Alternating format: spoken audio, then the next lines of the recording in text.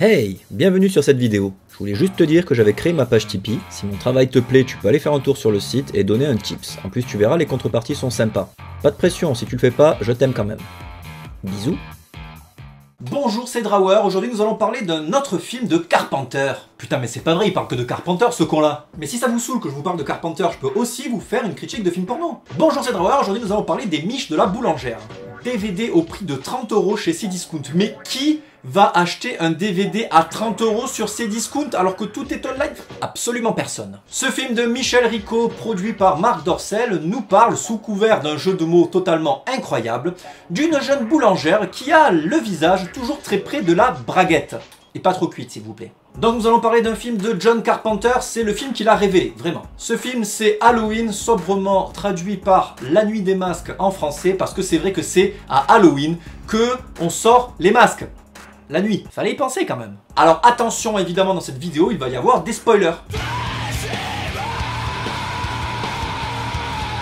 Sorti en 1978, Halloween nous parle d'un serial killer qui sort d'un asile psychiatrique 15 ans après avoir tué sa sœur, et c'était en 1963. Il décide de retourner à Haddonfield, la ville où il a grandi, pour tuer encore. Et notamment pour poursuivre et tuer une jeune babysitter qui s'appelle Laurie Strode, qui n'a rien demandé, si ce n'est de pouvoir faire son babysitting tranquillement. Je suis pas venu ici pour souffrir, ok? Bien sûr, il reviendra pour la nuit d'Halloween, sinon ça ne justifie pas le titre du film. Je trouve ça vachement ingénieux de tuer la nuit d'Halloween parce que tu peux mettre ton masque et comme tout le monde a des masques, ben, tu te fais pas reconnaître, même si t'es un gros taré à l'intérieur. Alors par contre, si tu regardes à travers les fenêtres des gens le jour dans leur jardin, même avec un masque, tu as l'air d'un taré. Halloween est considéré comme le film pionnier des films de slasher.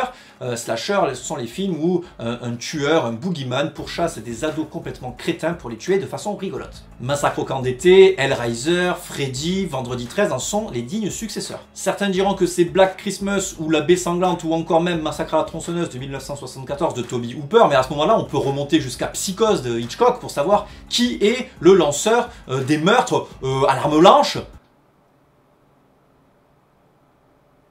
En tout cas, moi je pense que c'est vraiment Halloween qui a inspiré la plupart des films des années 80, donc rendons à César ce qui est à César, rendons à Michael Myers ce qui est à Michael Myers. Michel! Le film ayant coûté 300 000 $ et ayant rapporté plus de 40 millions de dollars, les réalisateurs des années 80 se sont dit tiens, oh, il y a du pognon à se faire là, faisons des films de slasher. Carpenter a eu une réalisation ingénieuse, notamment en changeant ses points de vue souvent et aussi en début de film en nous mettant en vue subjective.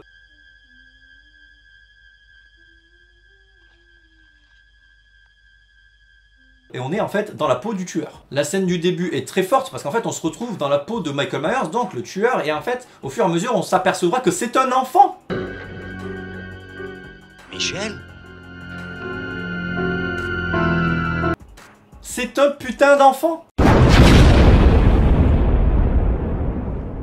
Tout au long du film, on sait plus trop si on est en caméra subjective ou pas, ce qui rend la partie de cache-cache plutôt intéressante. Parce que oui, Michael Myers aime beaucoup jouer à cache-cache. Coucou, elle me voit pas. Mais bye bye. Je suis bien caché là. Et hop, je me cache derrière l'arbre. Elle me voit pas. Parlons un peu de ce Michael Myers. Michael Myers, personnage emblématique des boogeyman avec son visage lunaire sans aucune émotion. Et dans ce premier épisode, il n'a vraiment aucun mobile. Tout ce qu'il veut, c'est tuer. Tuer, tuer, tuer. Je veux pouvoir tuer. Tuer, tuer, tuer, tuer. Ce personnage n'a pas d'âme. Il ne fait pas la différence entre le bien ou le mal. C'est-à-dire que quand il croise quelqu'un, il va le tuer très probablement. Alors bien sûr, il a une préférence pour les adolescents et adolescentes qui ont un peu trop envie de sortir leurs ziboubouettes.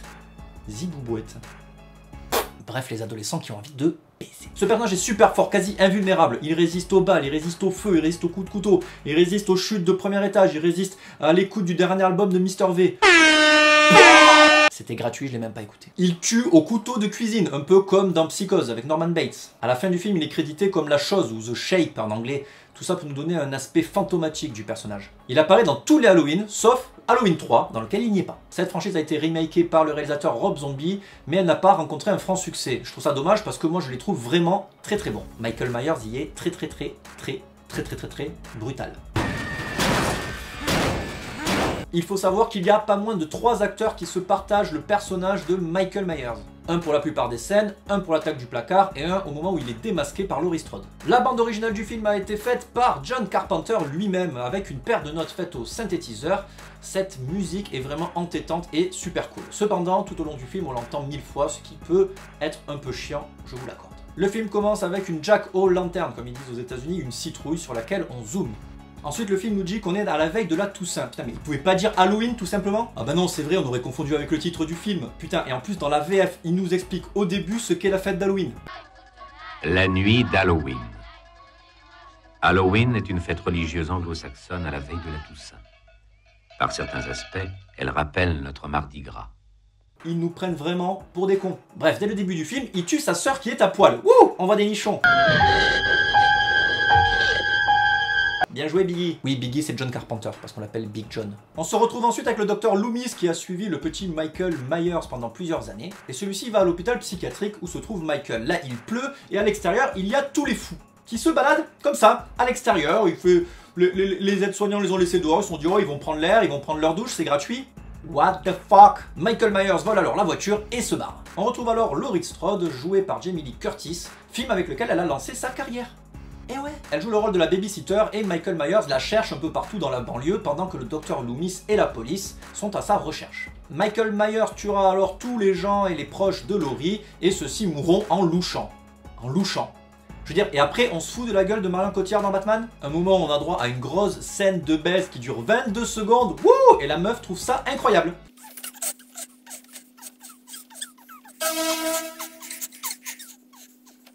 Fantastique. Oh. Toi alors? Tellement incroyable qu'elle s'allume une clope de plaisir et tout. Enfin, je veux dire, c'est chaud. Moi en moyenne je dure bien 10 secondes de plus. Waouh! 2 minutes plus tard, l'étalon va se chercher une bière à la cuisine et se fera buter par Michael Myers et son meurtre défiera toutes les lois de la gravité. Comment tu peux tenir sur un couteau comme ça sans avoir le buste qui tombe en avant? Quelle est la longueur de ce couteau? Elle fait combien de putain de mètres cette lame? Puis après il décidera d'aller tuer Laurie, parce qu'il faut bien le faire un moment, mais il n'y arrivera pas. Il mettra des coups de couteau à côté, tout le temps. Putain mais Michael, t'es bourré ou quoi? T'es un tueur. T'es un putain de tueur et tu loupes une meuf comme ça qui est à 50 cm de toi. Tu me déçois Michael. Bon à la fin du film, il se prendra plusieurs balles dans le buffet à cause du docteur Loomis. Il tombera de la balustrade. Et quand le docteur Loomis ira voir s'il est là, paf, il n'est plus là. Incroyable, il a disparu, il n'est pas mort, il est invulnérable. Ouh, on va avoir plein d'autres épisodes. Ouh, faut que j'arrête de faire ça. Puis à la fin, on peut entendre un bruit de respiration alors qu'on voit la maison de Michael Myers. Fin du film. Allez, on passe au fun fact. Le masque de Michael Myers c'est en fait un masque de Star Trek du capitaine Kirk qu'ils ont acheté pour vraiment que dalle et qu'ils ont un petit peu retrafiqué pour lui donner un air un petit peu plus fantomatique. Ce masque n'avait pas d'expression, d'où leur choix. Dans les actrices principales, Jamie Lee Curtis était la seule qui était vraiment une ado au moment du tournage, putain. Tu m'as fait peur, enculé. Jamie Lee Curtis avait également l'impression d'avoir foiré son casting, sauf que c'est John Carpenter lui-même qui lui a téléphoné pour lui dire « Franchement, tu gères, je te veux dans mon film ». À ce moment-là, elle s'est dit « Waouh, en fait, je me suis fourvoyé ». Je sais pas si elle s'est vraiment dit ça, mais... Carpenter considère le choix de Jamie Lee Curtis comme un hommage à Hitchcock parce qu'elle est la fille de l'actrice qui joue dans Psychose, Janet Leigh. Bon, en fait, il l'a prise juste pour l'hommage, en fait, Jamie Lee Curtis à la base, je pense. John Carpenter a dit une fois dans une interview que le meilleur moyen d'échapper à un serial killer, c'est de rester vierge. Parce que là, du coup, on pense pas qu'à baiser et on est plus alerte face à un serial killer. Ça se tient. Carpenter aurait aussi créé un peuromètre, un fearomètre, de la peur du thermomètre, voilà, qu'il montrait à Jamie Lee Curtis pendant certaines scènes, comme ça elle savait comment jauger l'état de peur qu'elle devait restituer à la caméra. Le film a failli s'appeler Meurtre de Babysitter. Les incroyables Christopher Lee et Peter Cushing ont été approchés par John Carpenter pour jouer le rôle du docteur Loomis, mais ceux-ci ont refusé parce que 20 000 $ payés pour 5 jours de travail, c'était pas assez selon eux. Christopher Lee admettra plus tard que c'était le plus mauvais choix de sa carrière d'acteur. Les acteurs portent leurs propres vêtements car il n'y avait pas de département costume dans le film, manque de budget. Alors là on s'en bat totalement les couilles, mais j'ai une photo dédicacée de Peggy Souls, actrice qui meurt étranglée par un fil de téléphone dans le film et qui montre ses boobs. La plupart des dialogues féminins ont été coécrits par Debra Hill, donc qui a coécrit le film avec John Carpenter. Elle a aussi coécrit avec lui Escape from New York, Escape from Los Angeles, The Fog. Et il faut savoir qu'elle est née à Haddonfield, dans le New Jersey, et que le film se passe dans la ville de Haddonfield, dans l'Illinois. Et cette ville n'existe pas en vrai, c'est une ville qu'ils ont créée spécialement. Enfin voilà, je trouve que c'est une anecdote qui est complètement croustillante. Il paraîtrait que Laurie Strode est le nom de la première petite copine de John Carpenter. Le film que regardent Laurie et Tommy dans Halloween est en fait The Thing from Another World, qui est en fait le film qui a été remaké par John Carpenter.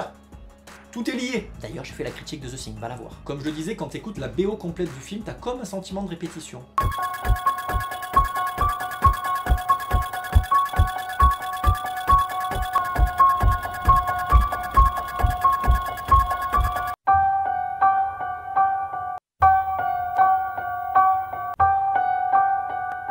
Le body count dans ce film est de 6, donc le nombre de morts est de 6. Et de 111 dans tous les Halloween confondus. Le grand gagnant reste Jason Voorhees dans les Vendredi 13 avec 158 meurtres. Au final, Halloween est un film de slasher simple mais super efficace qui va marquer le début d'une grosse vague de films de slasher dans les années 80, donc c'est un film très important. Par contre, pour vous donner quand même un petit peu mon avis personnel, je pense que le film n'est pas ouf si on le remet pas dans le contexte de l'époque, parce qu'aujourd'hui des films de slasher on en a vu 1 milliard, et celui-ci est en fait la base, il est basique, il n'a rien de plus, rien de moins, et au niveau du scénario, il n'est pas vraiment très profond, il faudra attendre les épisodes suivants pour comprendre un peu plus sur le passé de Laurie Strode et de Michael Myers. Et là, ça devient un petit peu plus intéressant. Voilà, cette vidéo est terminée. Si elle vous a plu, n'hésitez pas à me soutenir sur Tipeee pour faire un don. Et vous verrez qu'il y a des contreparties qui sont très intéressantes. N'hésitez pas à vous abonner, à liker, à partager. Je vous fais un bisou. Mes généreux tipeurs que je remercie, fais comme eux, soutiens-moi. Et puis tu peux me rejoindre sur les réseaux sociaux, Twitter, Instagram, Periscope j'utilise jamais, mais Snapchat oui, Facebook, et puis Tipeee j'en ai parlé que 16 fois dans cette vidéo. Voilà, bisous.